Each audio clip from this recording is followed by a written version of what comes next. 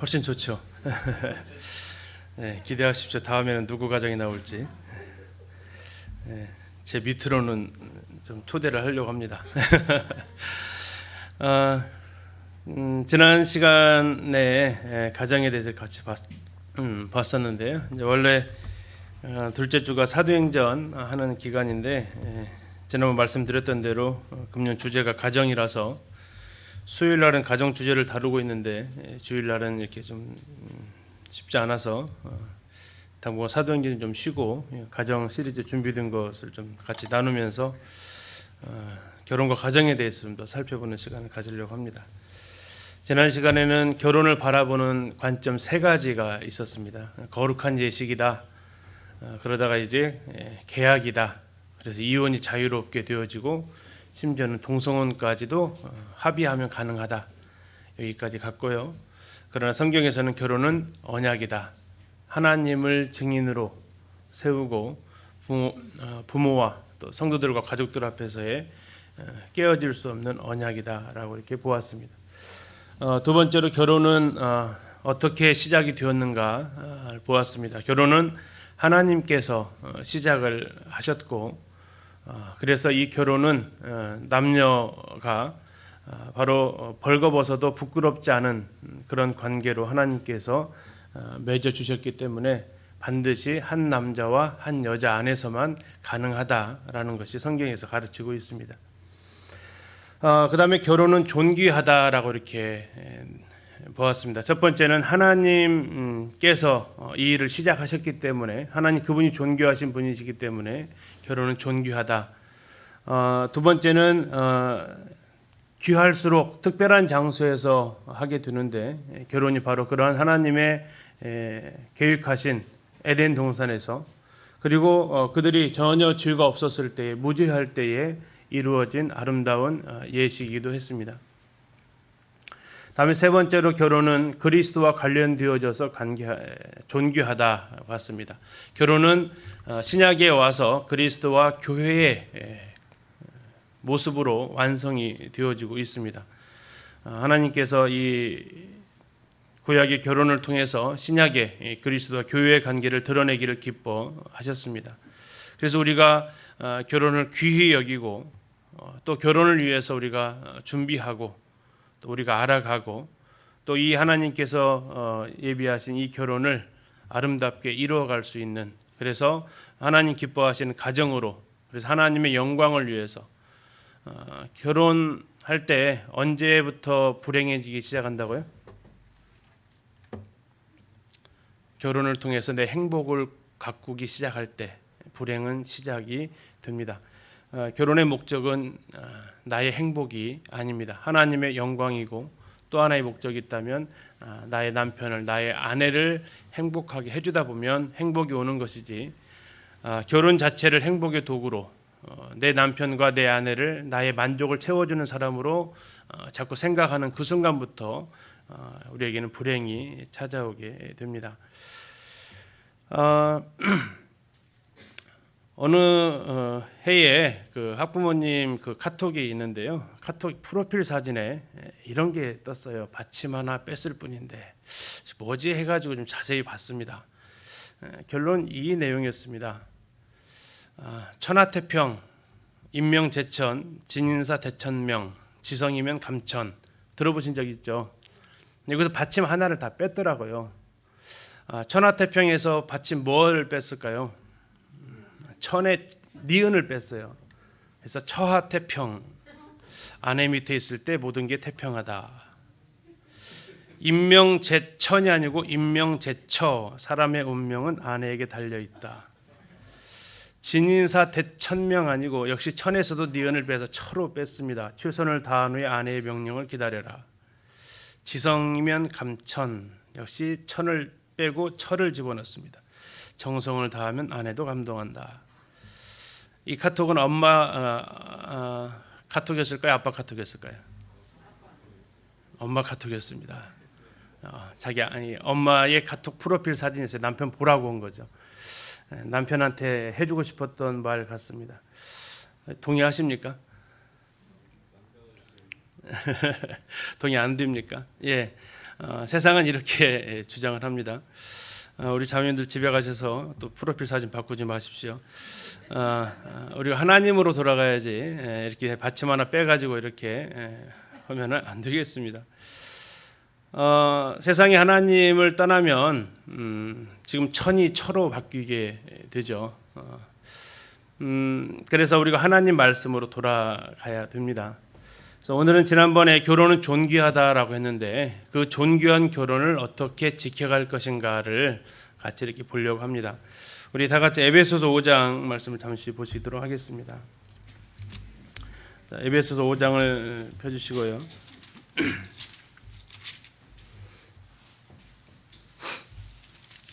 5장 21절입니다.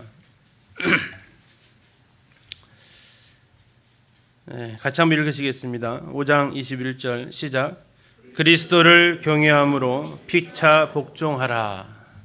그리스도를 경외함으로 피차 복종하라.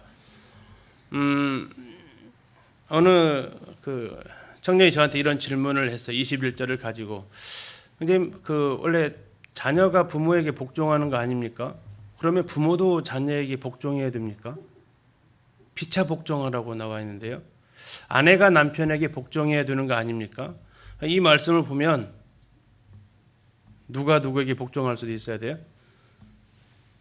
남편도 아내에게 복종해야 되는 거 아닙니까? 종이 상전에게 복종해야 되는 거 아닙니까?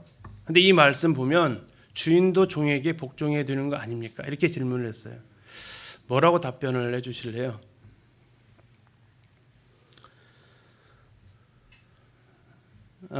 이 첫 번째 결혼의 존귀 지키기 위해서 상호 복종의 원리인데요.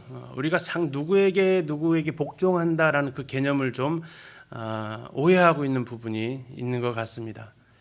아내가 남편에게 복종한다는 것은 무슨 뜻일까요? 내 말 들어, 복종해. 그 복종이 아니고요.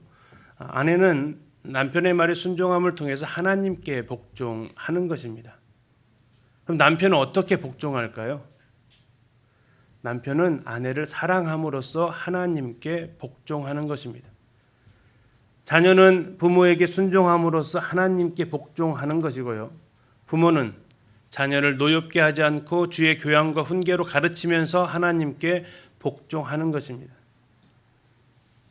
종들은 죽게 하듯 하면서 하나님께 복종하는 것이고 상전들은 고용인들한테 차별하지 않으면서 하나님 앞에 복종하는 것입니다. 다시 말하면 자기에게 주어진 역할이 있는 것이고 그 역할을 감당하면서 우리는 결국 하나님 앞에 복종하는 것입니다.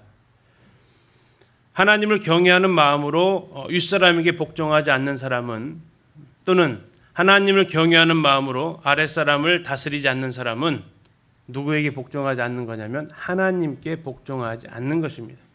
여러 차례 말씀드립니다. 남편의 권위는 스스로 나오지 않았습니다. 위임되었다라고 말씀하셨습니다. 부모의 권위도 위임된 것입니다. 상전의 권위도, 스승의 권위도, 장로들의 권위도 그 자체에서 나오지 않습니다. 하나님께서 그렇게 맡기셨습니다. 그래서 하나님께서 제정하신 그 원리에 우리는 따를 때 결국 그 사람에게 복종하는 게 아니라 하나님께 복종하고 있는 것입니다. 더 나아가서 그 하나님께서 위임하신 권위에 복종하지 않는 것은 남편에게 복종하지 않는 게 아닙니다. 부모에게 복종하지 않는 게 아니고요. 누구에게 안 하는 겁니까? 하나님께 안 하는 겁니다. 왜 내 말 안 들어? 우리 남편이 이렇게 말하는 것이 아니고요. 당신 그렇게 하면 하나님한테 지금 대드는 거야 라고 우리는 말할 수 있는 것입니다. 우리가 아랫사람의 신분에서 위의 사람에게 복종을 하든지 또는 윗사람의 입장에서 아랫사람들을 다스리고 돌아보든지 우리는 항상 기억하셔야 됩니다. 이것은 위임받은 것이다. 나로부터 시작되어지지 않았다. 하나님께로 위임받았다. 그래서 이 권위를 사용하는 사람도 반드시 하나님을 생각을 하셔야 됩니다.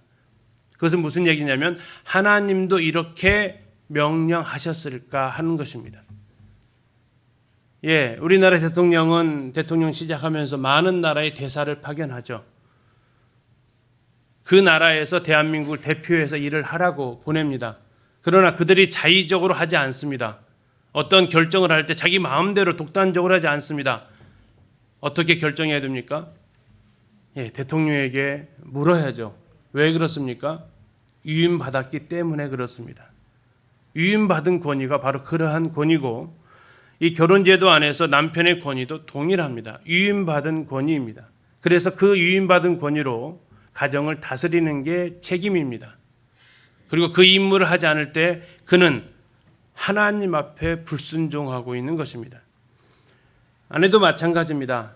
남편에게 복종하지 않는다, 그 차원이 아닙니다.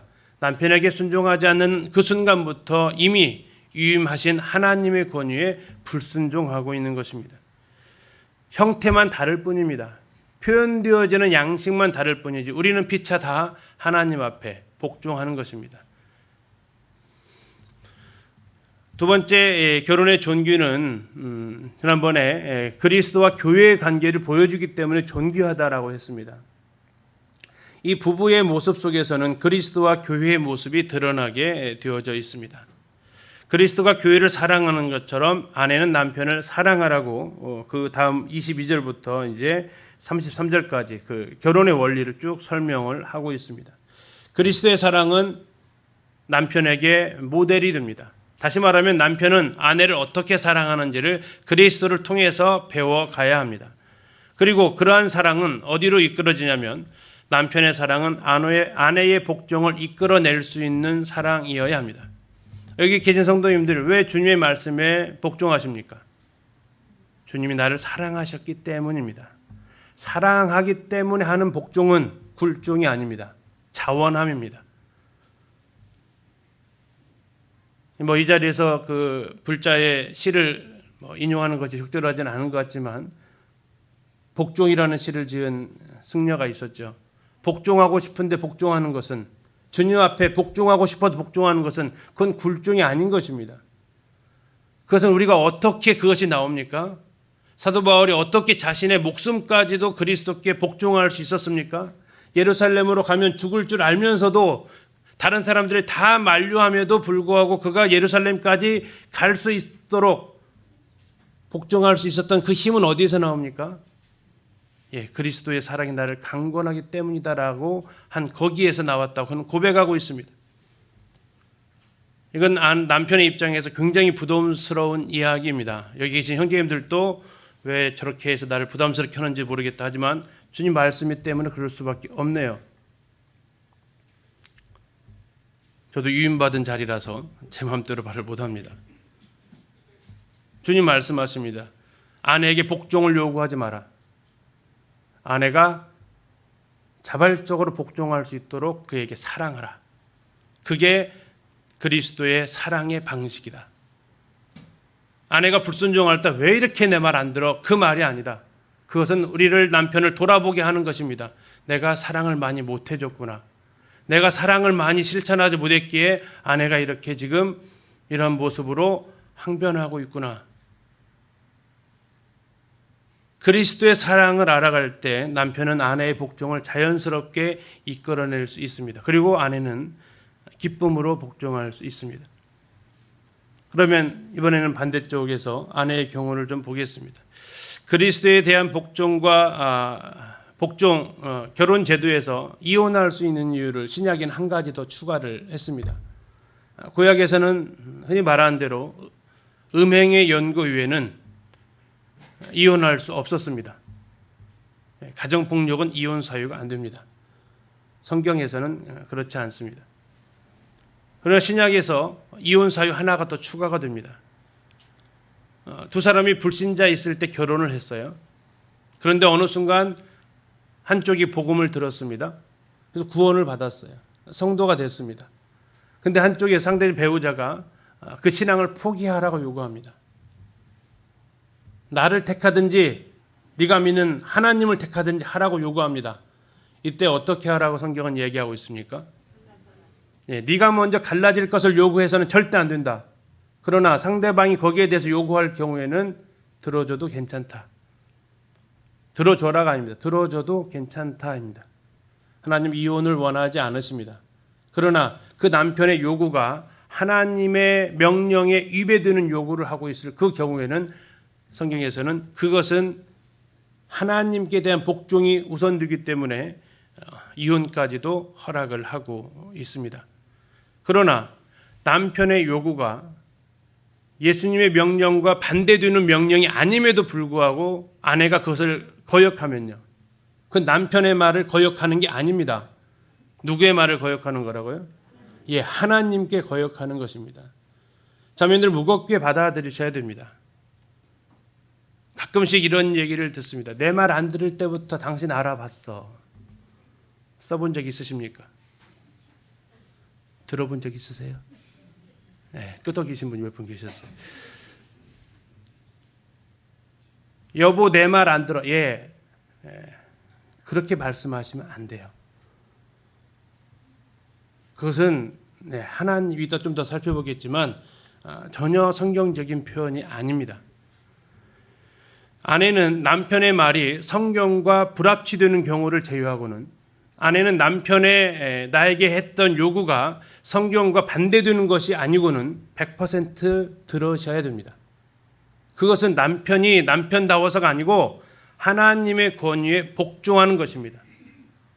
이따 살펴보겠지만 결혼식 하실 때 여자들은 머리에 뭘 써요? 면사포 쓰잖아요. 그죠? 왜 써요? 예쁘라고요?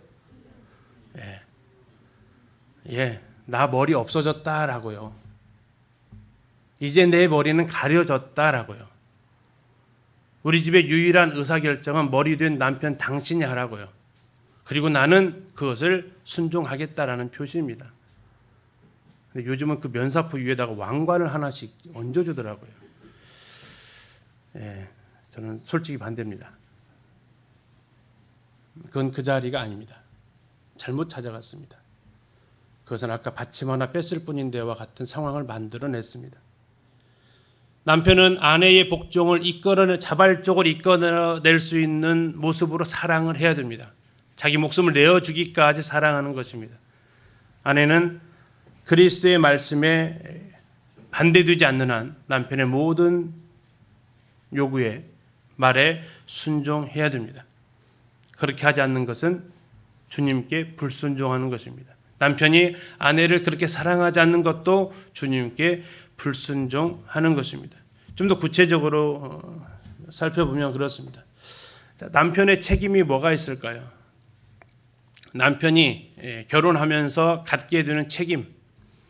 에베소 5장 22절부터 31절 또 다른 성경의 말씀을 살펴봤을 때 남편의 책임을 이렇게 정리해 볼 수 있겠습니다. 첫 번째, 남자는 결혼하는 그 순간부터 그리스도의 사랑처럼 정결한 사랑을 합니다. 그것은 다시 말하면 오직 아내 한 명만을 향한 사랑을 가지고 있습니다. 그리고 그 사랑은 목숨을 내어줄 수 있는 희생적인 사랑입니다. 비로소 남자가 온전해질 수 있는 것은 자신의 목숨을 내어줄 수 있는 유일한 사람을 발견했다라는 것입니다. 우리 새신랑 있지만 유치령제님은 아내든 자매를 위해서 드디어 목숨을 바칠 사람이 생긴 거예요. 형제님이 소중한 생명을 주어도 아깝지 않은 그 사랑이 생긴 겁니다. 그래서 아내가 고마운 거예요. 내 목숨을 바칠 만한 사람을 드디어 만났다라는 겁니다. 그것은 변함없는 사랑이어야 됩니다. 그것은 평생 지속되는 사랑이어야 합니다. 요한복음 13장 1절에서 세상에 있는 자기 사람들을 사랑하시되 어떻게 사랑하셨다고요? 끝까지 사랑하셨다고요. 예, 둘이 주님 앞에 가는 누군가 한 명이 가는 그 순간까지 끝까지 사랑하시는 겁니다. 아내가 말을 안 들어도 사랑해야 됩니다. 교회가 말 안 듣잖아요. 그렇죠? 그래도 주님은 사랑하십니까? 엄청 사랑하십니다. 예, 아내가 불순종해도 사랑하셔야 됩니다. 그게 그리스도께 복종하는 모습입니다. 아까 말씀드렸지만 남편의 사랑은 아내가 남편에게 기꺼이 복종하고자 하는 마음을 이끌어낼 수 있어야 합니다. 당신의 그 사랑을 생각하니까 내가 차마 그 말을 거역할 수가 없다라는 그 마음이 일어나게끔 사랑을 해 주셔야 됩니다. 참 이것을 가지고 핑계하지 마십시오. 당신 나 안 사랑하니까 이런 얘기는 하지 마십시오. 지금은 자매님들은 귀를 닫으셔도 괜찮습니다. 지금은 형제님들만 귀를 열어놓으셔도 괜찮습니다. 차라리 그게 낫습니다. 자매님들 들으셔도 못 들은 척 하시는 게 훨씬 낫습니다. 그게 행복합니다. 세 번째, 남편은 아내의 머리로서 아내를 보호할 책임을 가지고 있습니다. 아내의 필요를 공급할 책임을 가지고 있습니다. 이 보호와 필요는 육적인 것만 해당되는 것이 아닙니다. 영적인 것까지도 다 여기에 해당이 됩니다. 먼저 23절 보시면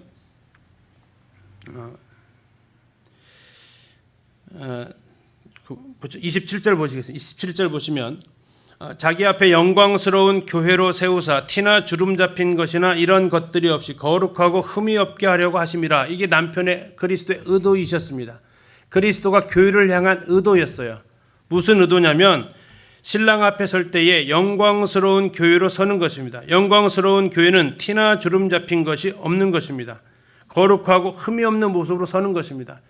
남편은 아내를 영적으로 이렇게 세워줘야 됩니다. 남편도 형제님들의 책임이세요. 무슨 책임이요?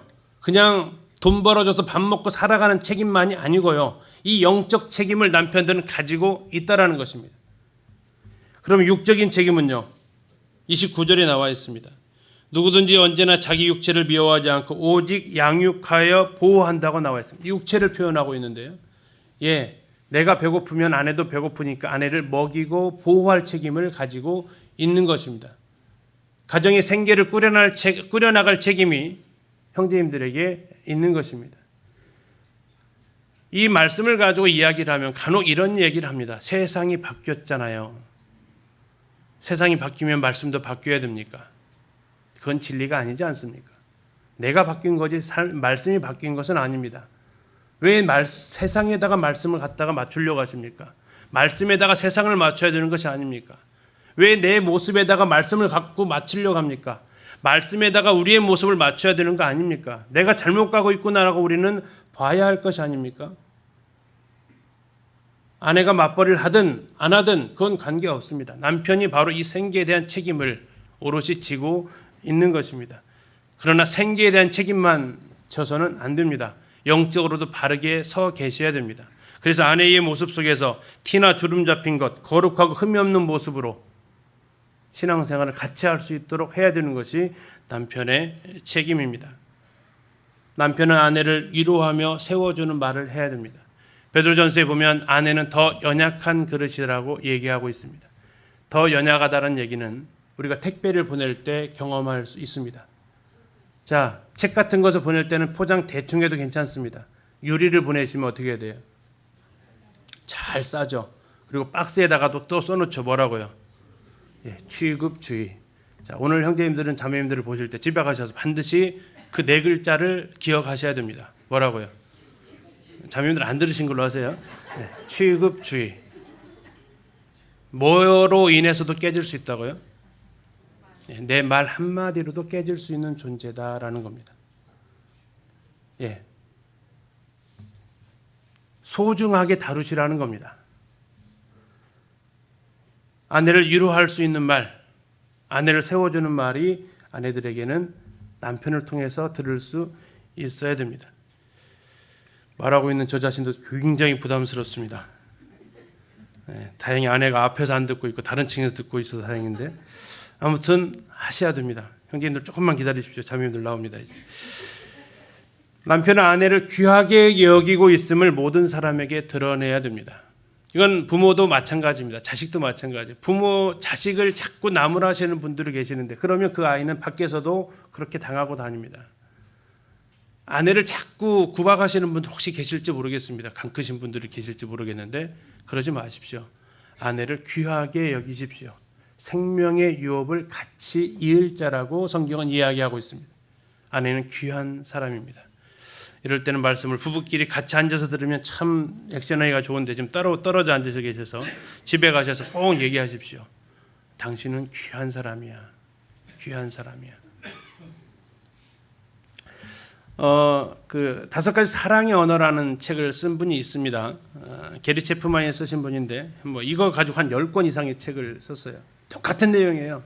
사람에게는 5가지 사랑의 언어가 있대요. 인정하는 말, 함께하는 시간, 선물, 봉사, 스킨십 이 5가지가 있대요. 그리고 중요한 것은 상대방이 상대 사람마다 5가지 언어가 다르대요. 어떤 사람은 인정하는 말을 들을 때 사랑받는다라는 걸 느끼고요. 어떤 사람은 선물을 받으면 사랑받는다라는 것을 느낀대요. 근데 중요한 것은 주는 사람이 무엇을 주냐라는 거죠. 그 사람이 생각하는 사랑의 언어를 줘야만 그가 사랑한다라고 느끼게 된다라는 겁니다. 봉사를 원하는 사람이 자꾸 그 옆에서 스킨십하고 달라들면 귀찮다라는 겁니다. 그래서 상대방이 무슨 사랑의 언어를 필요로 하고 있는지를 알아야 된다라는 건데 해보니까 그래요. 이게 고정되어 있으면 편하겠습니다. 편해요. 네, 편해요. 제가 학교에서 선생님들하고 이렇게 얘기를 하다 보면 보통 이게 제가 뭐 깊이 연구하지는 않았지만 해보니까 결혼 초기부터 결혼 한 10년, 20년 지나고 이게 돌아가더라고요. 초기에는 함께하는 시간, 선물, 보통 연애 때 이런데요. 그러다가 이제 신혼 들어가면 스킨십을 원하고요. 그러다가 이제 한 애기 낳고 애들 다 크고 15년, 20년 살다 보니까 스킨십도 귀찮고 이제 각방 쓰고 싶고 그냥 일만 좀 해줬으면 내 몸이 고뇌 죽겠으니까 일만 좀 해줬으면. 그래서 나이 들면 사랑의 언어가 거의 봉사로 다 돌아간다. 선물도 귀찮고 그냥 내가 내 돈 주고 사면 되지 뭐. 다 귀찮고 그냥 내 일 좀 누가 해줬으면 하는 이기적 사랑의 언어이기도 합니다. 그런데 중요한 것은 저걸 내가 요구하는 순간 어떻게 된다고요? 불행해집니다. 그러나 저것으로 맞춰주려는 순간 행복해질 수는 있습니다. 아내가 지금 무엇을 원하는지, 남편이 무엇을 원하는지 우리는 생각해 볼 필요는 있겠습니다. 이 내용은 아니니까 아무튼 이런 사랑의 언어로 고백할 필요 있겠다라는 겁니다. 그 다음 아내의 책임을 같이 보려고 합니다. 아내는 어떠한 책임이 있을까요? 부부 안에서 남편에게 순종밖에 생각 안 나세요? 또 뭐 있으세요? 돕는 거. 또요. 식사. 또요. 자, 이제 형제님들 귀 닫으셔도 괜찮습니다. 잠시 조셔도 괜찮습니다. 자매님들만 들으십시오. 왜 그러냐면 자꾸 요구하니까 그래요. 결혼은 요구하는 그 순간부터 슬퍼져요.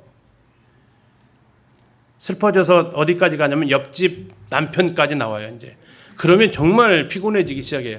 그래서 잠깐 형제님들은 이제 쉬셔도 좋겠습니다. 성경에서 말하고 있는 아내의 책임은 아까 말씀하신 대로 복종의 책임을 가지고 있습니다. 다시 말하면 이 남편이 남편다워야죠. 아니요. 관계없습니다. 내가 복종하는 것은 그리스도께 복종하는 것입니다. 그리스도께 복종하는 것입니다. 하나님께 복종하시는 것입니다. 이것은 노예스러운 굴종이 아닙니다. 하나님께서 남편을 권위로 세우셨음을 인정하고 그 주권에 복종하는 것입니다. 그러한 능력을 가지고 있어서 하는 게 결코 아닙니다. 능력으로 따지면 누가 그 능력을 감당할 수 있겠습니까?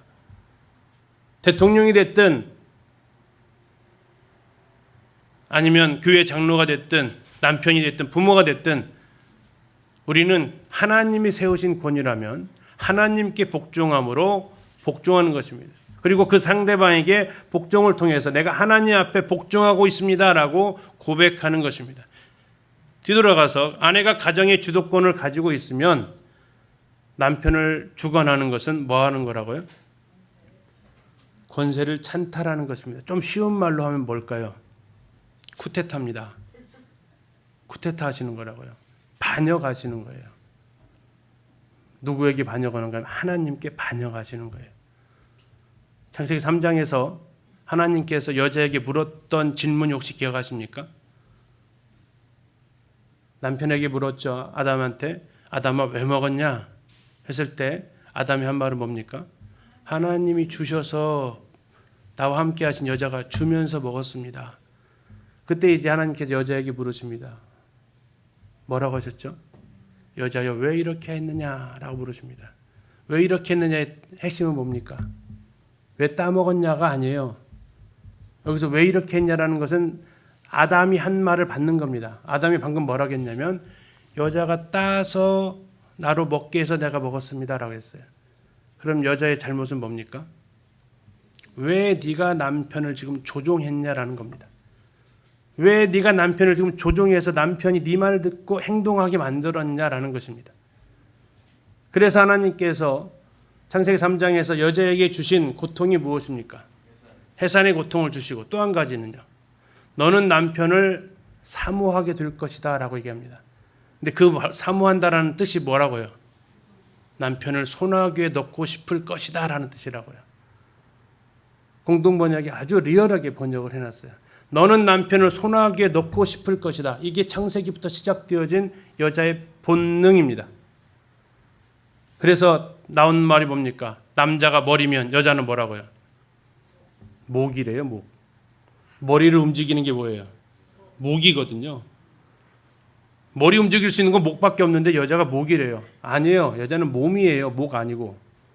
그 목을 내놓으십시오. 몸으로 가십시오. 목 아닙니다. 하나님께서 여자에게 책임을 물으셨던 것은 왜 네가 지금 내가 위임한 권세를, 내가 위임한 권위를 네 스스로 바꿔버렸냐라는 것입니다. 남편의 말에 불순종하는 그 순간 아내가 하는 일은 하나님께서 위임하신 권위 제도를 인정하지 않는 것이고 하나님께 불순종하는 것입니다. 권세를 찬탈하는 것이고 쿠데타를 일으키는 것입니다. 자녀님들이 하셔야 될 일은 남편이 아무 걱정 없이 일에 전념할 수 있도록 그 일이 밖에서 하는 직장일이든 교회에서 하는 그 사역이든 주님께서 맡겨주신 그 사명을 감당하는 일이든 그 어떠한 일이든 남편이 일을 전념할 수 있도록 돌보고 다시 말하면 돕는 배필이 되시라는 것입니다. 왜 당신은 이렇게 하지 마시고 이런 이야기를 갈수록 듣습니다. 무슨 이야기를 듣냐면 여기 지금 젊은 자매님들이 안 계시는데요. 자, 그 이 중에서 생각을 한번 해보십시오. 제가 질문 드리겠습니다. 남편이 주님 돕는 주님의 일을 하는데 시간을 쓰기를 원하십니까? 나를 돕는데 시간을 쓰기를 원하십니까? 여기 자매님들은 다 아시고 젊은 자매님들. 물론 젊게 사십니다. 인정하는데요. 나이가 젊으신 분들. 나이가 젊으신 분들. 한 번 더 생각해 보시자고요. 내 남편이 주님 일에 바쁘고 분주하기를 원하는지 아니면 집안 일에 바쁘고 분주하기를 원하는지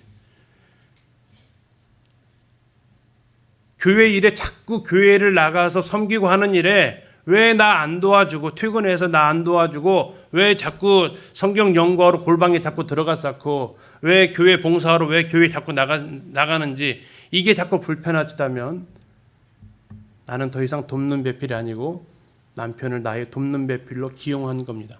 이것은 성경에서 말하고 있는 질서를 위배하는 것입니다. 제가 이 설교를 하면 꼭 그 유튜브에 이런 것에 숫자가 찍힙니다. 압니다. 이것은 별로 없고 이것에 찍힙니다.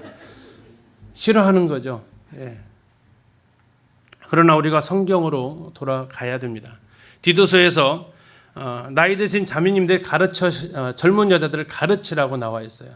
여기 계신 여기 계신 물론 젊게 사시지만 나이가 어느덧 내 젊음을 따라온 우리 자매님들 계시는데 우리 자매님들이 가르쳐 주실 게 있어요. 디도서 2장을 잠시 한번 펴보겠습니다. 디도서 2장 4절에서 5절 말씀인데요. 나이 드신 자매님들의 책임이 막중합니다. 이것은 형제님들이 못 가르치는 동목이어서 하나님은 그것을 나이 든 자매들에게 부탁을 하셨습니다. 2장 4절입니다. 2장 4절 그들로 시작하죠. 그들이 누구냐면 3절에 있는 늙은 여자입니다. 나 아니라고 부인하지 마세요. 나보다 젊은 사람이 있으면 늙은 겁니다. 상대적인 겁니다. 자, 그들로 늙은 여자들, 나이든 자매들은 뭘 했냐면 젊은 여자들을 교훈하라라고 나와 있습니다. 젊은 여자들을 가르쳐야 될 것을 말하고 있는데요. 다시 말하면 내가 좀 젊다라고 생각하시는 자매님들은 내가 교훈을 받아야 된다라고 생각을 하셔야 되는데 총 7가지가 나와 있습니다. 첫 번째가 뭡니까? 그 남편을 사랑하라는 것입니다. 사랑의 언어가 복종입니다. 뒤에 다시 나오긴 합니다. 자, 남편을 사랑하고요. 두 번째는요. 누구 사랑하라고요? 자녀를 사랑하라는 것입니다. 이게 여자의 첫째 되고 둘째 되는 계명입니다. 남편 사랑하고 자녀 사랑하는 것입니다. 세 번째, 5절 신중하랍니다. 네 번째, 순전하랍니다. 다섯 번째 뭡니까? 이거 좀 싫어하시는 건데 집안일을 하며가 다섯 번째 항목입니다. 여섯 번째는요, 선하랍니다. 일곱 번째는요, 남편에게 복종하게 하라는 겁니다. 우리 젊은 자매님들 7개 중에 마음에 드는 거 뭐 있으세요? 관계없어요. 마음에 안 드셔도 상관없어요. 하나님의 명령입니다. 나이 드신 자매님들은 반드시 젊은 자매들에게 가르쳐 주셔야 될 7가지의 계명입니다. 젊으신 자매님들은 반드시 주님 안에서 배워야 될 7가지의 계명입니다. 그런데 그 첫 번째와 마지막이 누구로 장식되어지고 있습니까? 남편에게 집중되어지고 있습니다. 남편을 세우는 아내가 되셔야 됩니다. 남편을 사랑하고 남편에게 복종하는 아내가 하나님께서 말씀하시고 있는 아내의 역할입니다. 아내는 자발적으로 남편에게 복종해야 됩니다. 왜 그러냐? 아내가 만약에 난 어거지로 복종하십니까 혹시? 어거지로 복종하면 안 되는 이유는 남편이 어거지로 사랑하면 좋으세요? 아니죠. 그렇기 때문에 그렇다고요. 내가 정말 자발적으로 자원함으로 기쁨으로 남편을 복종하는 듯이 이것은 남편이 나를 그렇게 사랑하게끔 가는 거예요. 아까 남편의 사랑은 아내의 복종을 뭐 한다고요? 이끌어낸다라고 했습니다. 반대로 하면 뭡니까? 아내의 복종은 남편의 사랑을 이끌어냅니다. 근데 이거 싸운다니까요. 누구부터 해야 돼요? 사랑부터 해야 돼요? 복종부터 해야 돼요? 내 거부터요. 내 거부터. 상대방은 요구하지 마시라고요. 복종 안 해도 사랑하셔야 되고요. 사랑 안 해도 복종하셔야 된다고요. 왜요? 우리는 피차 하나님께 복종하는 것입니다. 당신이 사랑 안 하니까, 당신이 복종 안 하니까 이것으로 우리의 이 원리를 깨뜨리지 마십시오. 성경은 우리에게 나의 역할에 충실할 것을 얘기하고 있지, 행복하기를 요구하고 상대방이 책임을 요구하는 그 순간 어떻게 된다고요? 행복이 아니라 불행해집니다. 그러나 한번 바꿔보십시오. 내가 남편의 모습과 관계없이, 아내의 모습과 관계없이 하나님께 복종하는 마음으로 하나님께 나에게 주신 것들을 즐겨 순종하면 달라집니다. 이것은 자녀와 부모 사이에서도 동일하고요. 고용인과 고용주 사이에서도 동일합니다. 그리고 이것은 교회 안에서 장로들과 성도 사이에서 동일합니다. 각자 자기에게 주어진 그 말을 들으시면 되는데 남의 얘기를 자꾸 들으세요. 이러면 우리는 불행의 첫 출발을 할 수밖에 없다는 겁니다. 남편이 아내를 사랑하고 아내가 남편에게 복종하는 이 모습을 통해서 무엇이 이루어지냐면 그리스도와 교회의 모습을 비로소 우리는 그 가정을 통해서 보게 되는 것입니다. 제가 결혼할 때 저희 가정의 가장 큰 목표가 그거였습니다. 그리스도와 교회를 드러내는 가정. 보이지 않는 그리스도, 보이지 않는 교회의 모습을 우리 집에 오면 볼 수 있기를 기도했습니다. 참 쉽지는 않습니다. 그러나 쉽지 않다고, 어렵다고 포기할 것은 아닙니다. 가치 있는 길은 가는 것입니다. 가치 있기 때문에 더 어려울 수 있습니다. 자, 세 번째, 결혼의 존귀를 지키기 위한 원리는 언약의 원리입니다. 말라기서에서 이렇게 말씀하십니다. 내 짝이요 너와 서약한 아내 이혼하는 걸 하나님은 싫어하신다라고 얘기하고 있습니다. 이건 남편에게 하신 말씀입니다. 잠언 2장 16절 17절에서 젊은 시절의 짝을 버리는 것은 하나님의 언약을 잃어버린 것이라고 아내들에게, 여자들에게 이야기를 하고 있습니다. 하나님은 이혼하는 것을 싫어하십니다. 미워하십니다. 이혼은 원칙적으로 불가합니다. 이혼은 하나님께서 허락하신 적이 없습니다. 제자들이 물어봤을 때 예수님께서 뭐라고 하셨습니까? 왜 그러면 이혼 증서를 써주라고 했습니까? 그때 예수님께서 하신 말씀이 뭡니까? 왜 그렇게 하셨다고요? 너희의 완악함을 인함이다 라고 하셨어요. 그것마저도 안 하면, 이혼 증서마저도 안 써주면 마음대로 버릴까 봐 이혼 증서 써주라고 그랬지 이혼하라고 한 것이 아니다라는 것입니다. 예, 음행도 이혼의 조건은 되지만 반드시 하라는 것은 아닙니다. 이게 하나님의 뜻입니다. 그것까지도 용서할 수 있다면 어쩌면 그것은 그리스도의 사랑입니다. 호세아서를 통해서 하나님은 그것을 말씀을 하셨습니다. 음행하면 이혼하라가 아닙니다. 할 수 있다입니다. 그렇다고 해서 음행하라는 게 아니죠. 그 결혼은 그 무엇도 깨뜨릴 수 없는 것이라는 것입니다. 그렇게 귀하다라는 것입니다. 하나님께서 제정하신 것을 사람이 나눌 수 없다라는 것입니다. 그러함에도 정말로 견디기 어려운 것이 이 부부 사이에 깨뜨려진 그 신뢰가 있기 때문에 그거라면 할 수는 있겠다. 네가 감당 못하면. 그러나 감당할 수 있으면 내가 너를 용서한 것을 생각해서 받아들여라. 그러나 이것은 의무는 아닙니다. 이혼할 수 있는 허락을 하신 거죠. 결혼은 하나님께서 남편과 아내 사이에 언약의 증거라고 하십니다. 어제 참 많은 결혼식이 있었습니다. 우리 성도님들은 다 못 가셨지만 하나님은 그 자리에 임재하셨습니다. 그리고 그들의 성혼 선언에, 결혼 서약에 하나님이 증인이 되신 것입니다. 내가 누구라서 그 증언을 깰 수 있겠습니까? 결혼하는 그 순간부터 같이 못 살겠어. 이 단어는 지우십시오. 사전에서. 아예 지우십시오. 없습니다. 우리 사이에 이혼은 없습니다. 우리 사이에 우리가 하나님을, 그 권위를 깨버릴 수 있는 권한은 존재하지 않습니다. 결혼은 신랑과 신부가 하나님 앞에서 그들에게 주어진 의무를 이행하기로 약속하는 것입니다. 오우덴이라는 분이 이렇게 얘기했습니다. 청교도인데요. 책임을 떠맡지 않기 바라는 사람은 결혼의 본질을 이해하지 못한 것이다. 결혼하는 그 순간 아까 말씀드린 남편의 책임, 아내의 책임이 있습니다. 중요한 것은 그것을 상대방이 요구하지는 마시되 내 책임을 분명히 알고 결혼에 존귀하다면 그 존귀를 지켜가셔야 됩니다. 결혼은 하나님이 증인이십니다. 신랑과 신부는 하나님 앞에서 약속한 겁니다. 하나님 앞에서 한 약속은 책임을 지셔야 됩니다. 남자 여자 사이의 약속이 아닙니다. 하나님이 그 약속에 사인을 하셨습니다.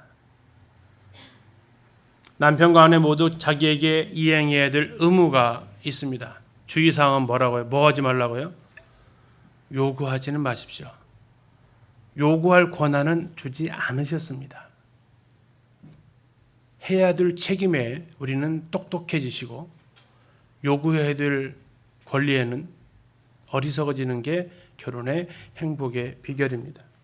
상대방과 관계없이 하나님께서 나에게 맡겨주신 그 의무를 하나님께 복종한다라는 마음으로, 하나님 그 말씀에 순종한다라는 마음으로 행하게 되면 누가 우리의 최종 판결자이십니까? 예, 주님의 판결자이십니다. 그때에 주님께서 분명히 갚아주십니다. 남편과 아내 모두 상대의 의무를 빌미로 자신의 권리를 내세우지 마십시오. 자신의 의무를 다하지 않는 사람일수록 뭐 한다고요? 배우자의 의무를 강요합니다. 부부로서 남편과 아내의 첫 번째 관심사는 내 역할을 감당하는 것입니다. 그래서 아까 우리 자매님들, 형제님들 돌아가면서 귀 닫으시라고 했는데 그 귀가 닫을수록 더 잘 들리는 희한한 일이 벌어지죠. 예. 내게 맡겨주신 그 일에 우리가 충성되면 하나님께서 존귀하게 하신 이 결혼이 아름답게 지켜지고 그 부부 사이에서 태어난 그 자녀들, 그 가정은 견고한 기초 가운데서 세워지게 됩니다. 혹 지금까지 잘 못했다 하더라도 괜찮습니다. 지금까지 우리가 살아갈 생애 중에서 오늘이 어떤 날이죠? 예, 가장 빠른 시간입니다. 오늘이 가장 빠른 시간이에요. 그리고 오늘이 가장 힘이 있을 때예요. 앞으로 살 날보다. 그렇죠? 그렇다면 오늘 지금부터 다시 주님을 의지하시면서 시작하시면 주님의 말씀대로 움직이기 때문에 주님이 책임을 지실 겁니다. 지금 내가 혹 주님 말씀과 반대되는 것으로 행했기 때문에 우리 가정에 어려움이 있었다면 이건 내가 책임지는 거죠. 주님 말씀과 반대로 했기 때문에. 그러나 주님 말씀을 순종함으로 하신다면 이제는 하나님께서 우리 부부를 책임져 주실 것입니다. 그리고 청년들, 학생들 결혼에 대해서 미리 여러분들이 공부를 하셔야 됩니다. 왜요? 중요한 것일수록 미리미리 공부해요. 영어가 중요하다니까 막 초등학교 때부터 공부시켜 나가잖아요. 결혼은요, 정년기 되면 배우는 게 아닙니다. 여러분들이 영어보다 더 중요한 게 결혼이고 가정입니다. 어렸을 때부터 하나님 말씀 속에서 배워 가셔야 됩니다. 난 어떤 남편, 어떤 아내가 될 것인가, 하나님께서 기뻐하시는 모습이 나타나지기를 또 소원합니다. 마치겠습니다.